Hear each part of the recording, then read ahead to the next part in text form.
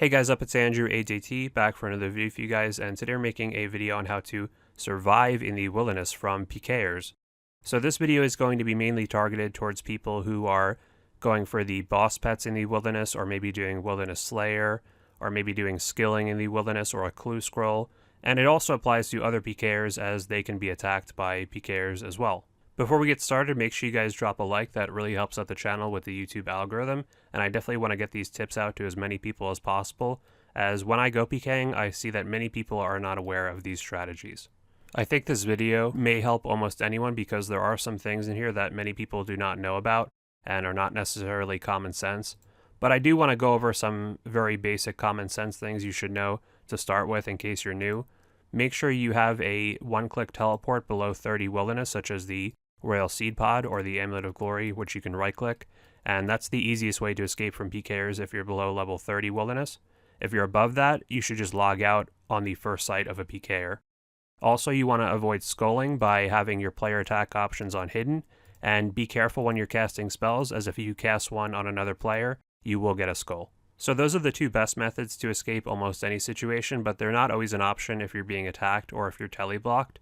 The next best thing you really need to know is called being in the zone. And what do I mean by this? Well, you really want to know where you can get to single combat zones as quickly as possible. So the red areas shown here are the multi-combat zones in the wilderness, and these are by far the most dangerous because you can get piled by a clan and die. But they're actually quite limited, and there are actually many places where you can quickly get out of them. So for example, Callisto is a place where the boss is in multi-combat, but if you look over here, the single combat zone is quite close, so there's actually some very quick ways to get to these places, and I want to show you many examples.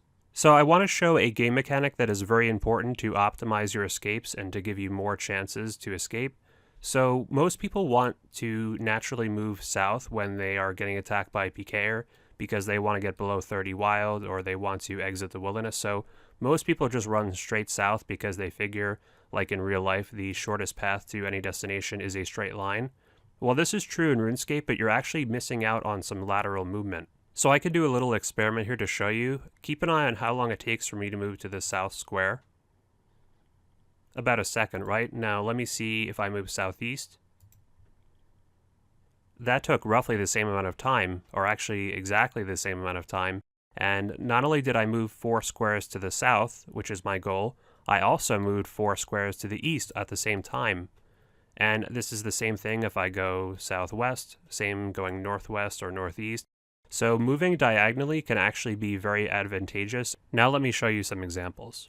So Callisto is a great example because if you look on the map of our multi-zones, Callisto is in multi-combat, and what most people do when they're attacked by a team at Callisto is they just start running south. They figure I have to get to 30 wild and teleport, and I'll just run straight south. But this is actually really dumb because if you look over here, there's a single combat zone. So you might think, okay, I'll run east and then I'll run south, like in a 90-degree angle. Well, what you can actually do, knowing our technique, is run southeast. So let's say I'm doing Callisto right here, and there's Pkers, there's a clan. I'm actually going to start running southeast, not directly south, not directly west. I'm going to run southeast, and look at the multi-combat indicator here on the top right. It's gone. Wow, that only took like a few seconds, and I'm already out of multi-combat. Now all I have to do is just run straight south, and once I make it to 30 wild, I can teleport because most of the time, Pkers at Callisto do not bring teleblock. This is very helpful to know, and it makes escape at Callisto much easier. You can do a similar technique at Vedion, who is right here. So if we look on the map right here, you can see that Vedion is typically in these areas, and there actually is a single combat zone to the southwest. This is a little bit farther of a run, but it's worth going for. Typically, when you are killing Vedion, you'll be TB'd very quickly. Obviously, if you're not, you can just run to 30 wild and teleport, but because it's so close to that border, most Pkers will have a TB'er. So again, this is a bit farther of a run, but we are making our way south while also going southwest at the same time, or west at the same time. And look at the multi-combat indicator. It is gone once we get to the fence here, and then we just kind of hug the fence and then resume going southwest. And you can approach these green dragons here, and you're going to want to get a box, so you brew down and then take off your melee equipment and kind of box these green dragons with Prey Mage on until the teleblock has expired. So I want to give you a little overview of this area of the wilderness right here, which is a very big Pker hotspot. Many people teleport into this area with the Burning Amulet or also the Obelisk over here. And the best option to escape in this area is to go to the KBD there right here. So you open this gate and then you run down here. And once you are down here, you can teleport with the lever, and then that will take you to the KBD there, which you can teleport right away from. Just be careful to do it quickly or you will get burned and die to the KBD. If you are TB'd, these spiders are aggressive and they are very hard to kill quickly from a Pker standpoint, so you can probably get a box or at least get the Pker to be attacked by a spider. So this is the best option. There are also some other options over here that are worth mentioning. One is the Chaos Fanatic, so because this is a single combat area, if I am being attacked by the Chaos Fanatic right now, a Pker cannot attack me because I'm already in combat. They would have to attack the Chaos Fanatic and then attack me. You can try the Obelisk, but this is quite risky because it could be manipulated. There's also a risky option over here where you can go to the Ice Warriors, but I usually don't like doing this option because you are committing to going farther north, which is usually a bad idea, but in some certain situations, it can be worth it. You don't want to go in here because this is multi-combat, so avoid this altar at all costs. And if there's nothing else left to do, you can also run down here to the Ankus in the Forgotten Cemetery.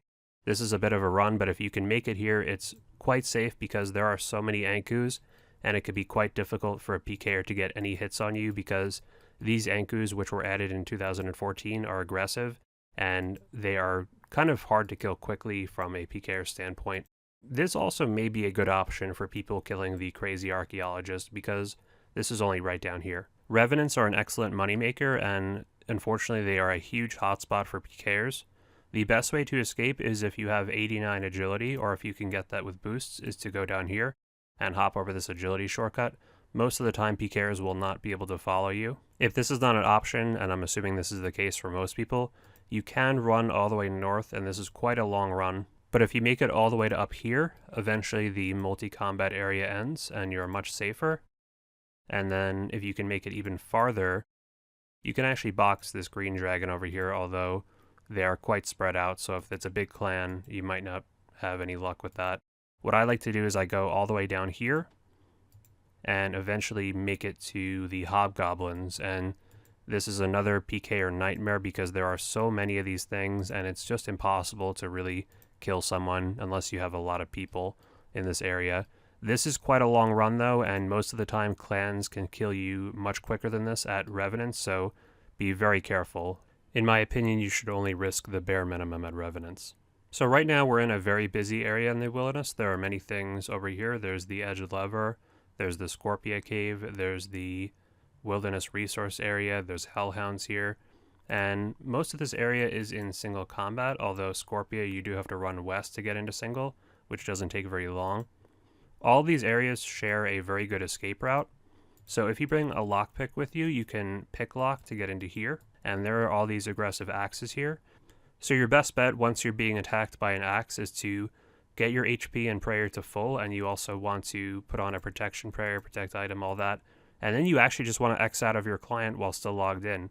And this will log you out of the game in about 60 seconds, despite the fact that you're in combat. So unless a Pker can attack you enough to kill you in that time, you'll be safe.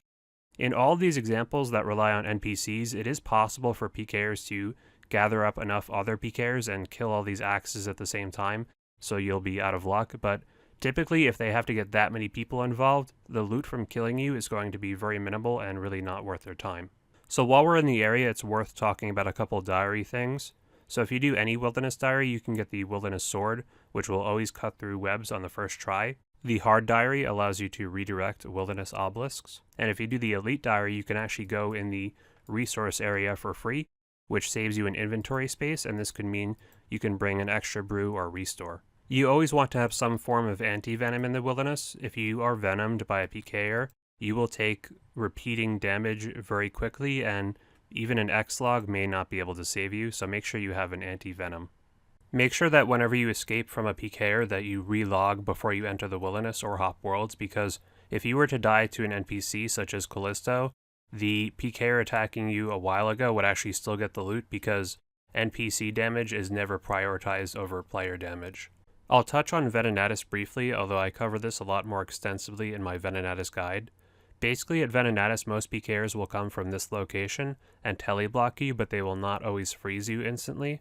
And in this situation, you just want to run east into single combat. This will often allow you to get a gap from the Pkers, meaning you are too far away from them to get frozen, and in this situation, you can just log out. But if they do manage to freeze you, make your way down south here to the green dragons, which are quite plentiful and easy to box. It's very important to maximize your magic defense to fend against Pkers. And the easiest way to do this, for example, let's say I'm doing Callisto in Verax. If I just bring a black D-eyed body, look how high my magic defense goes from plus 18 to plus 68 just for one inventory space. That's like a threefold increase for one item.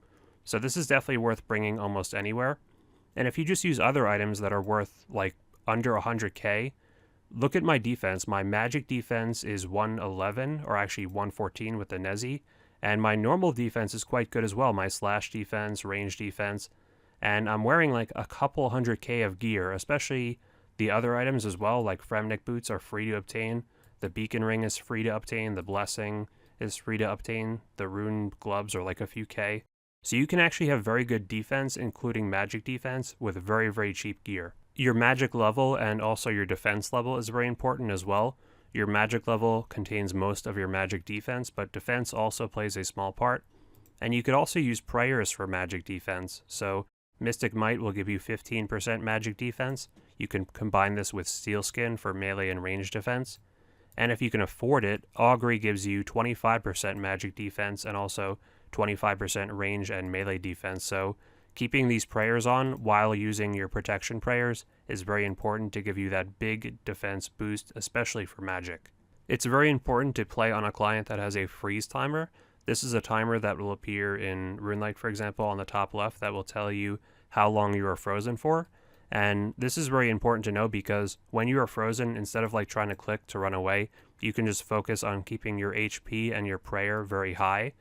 Prayer especially, many people are not used to how quickly their prayer gets drained when they are being smited, so make sure you always keep your prayer very high and use this time to eat and keep your HP as high as possible, and then once the timer expires you can run as soon as possible.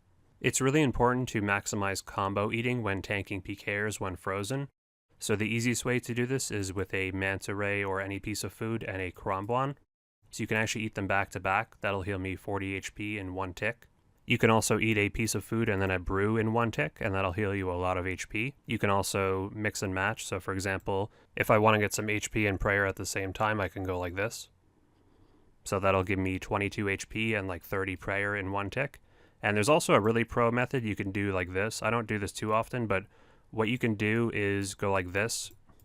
Eat those 3 in the same tick. I know I was a little slow there. I'm playing left-handed right now, but that'll give you 56 HP in one tick, which is pretty insane.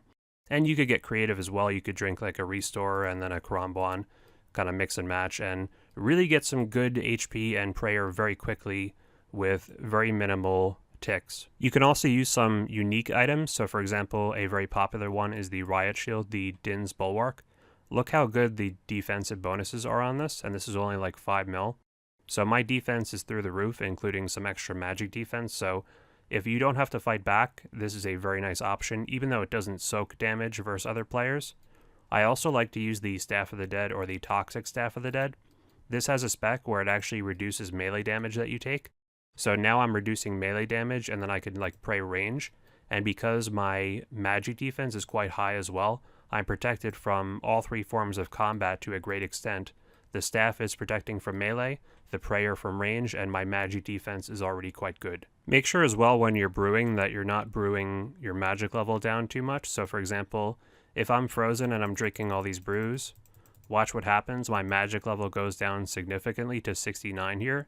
So that means I'm going to get refrozen very easily. So all I have to do is just make sure when I'm about to get unfrozen to drink the Restore and my magic level is back to full, and I'm good to start running again. The Sour Brew has the advantage though of the massive defense level boost, so this is a 120 defense boost right there, which is really insane, and if I got some good armor on, the Pker is going to hit a lot of zeros on me. It is worth fighting back in some situations. If you attack the Pker with a DDS or a rune crossbow, often you can force them to eat, and this gives you an opportunity to get away. This is only recommended if you have a lot of experience, because it's very easy to attack someone that has not attacked you already, and then you have a skull and you can lose a lot more items than you were originally thinking.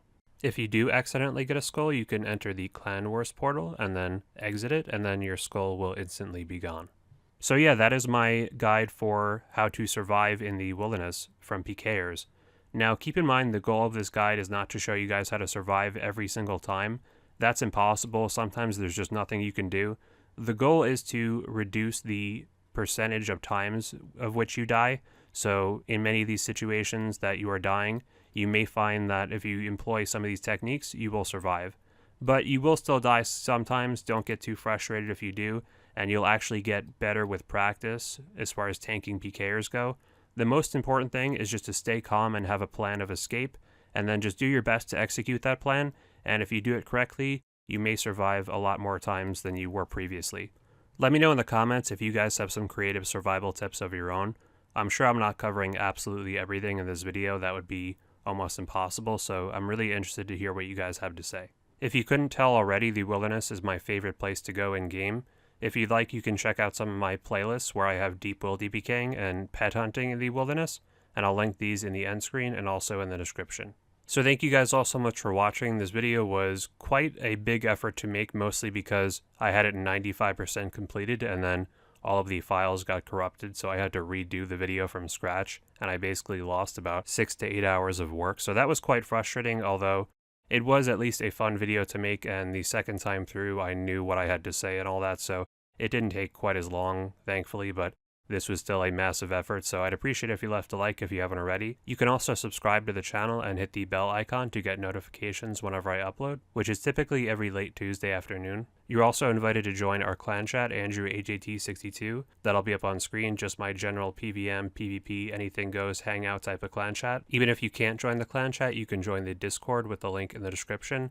We have over 600 members now there talking about RuneScape all the time. And lastly, you can follow me on Twitter down below. I'll follow you back if you play RS, and I post RS related updates there all the time. You can follow me on Twitch down below for occasional live streams, and if you're really feeling generous, you can support the channel on Patreon with the link in the end screen, which will help me spend more of my time editing videos for you guys, which is always fun to do. So thank you guys so much for watching, and I'll see you guys next week.